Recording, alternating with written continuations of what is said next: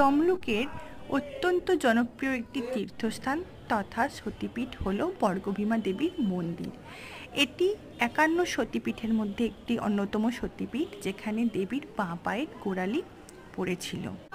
Tamluk bus stand বা Tamluk rail স্টেশনে নেমে যে কোনো রিক্সা বা টোটোকে বললেই আপনাকে একদম বর্গভীমা মন্দির সামনে নামিয়ে দেবে। অত্যন্ত সুন্দর সুসজ্জিত একটি মন্দির। এখানে ভোগের ব্যবস্থাও রয়েছে। সকাল ১১টার মধ্যে উপস্থিত হলে আপনাকে টিকিট কেটে ভোগের জন্য কুপন সংগ্রহ করতে হবে। সুন্দর ভোগশালা এবং ভোগ খাওয়ার জন্য সুন্দর পরিবেশনের ব্যবস্থাও রয়েছে। আর রয়েছে এখানে দেবীর পুণ্য কুণ্ড। এখান থেকেই দর্শন করে আসতে পারেন তাম্রলিপ্ত মহাবিদ্যালয় এবং তাম্রলিপ্ত রাজবাড়ির ধ্বংসাবশেষ। অত্যন্ত ইতিহাস প্রসিদ্ধ একটি জায়গা। ভালো লাগবে আপনাদের সবার, এটা আশা রাখি।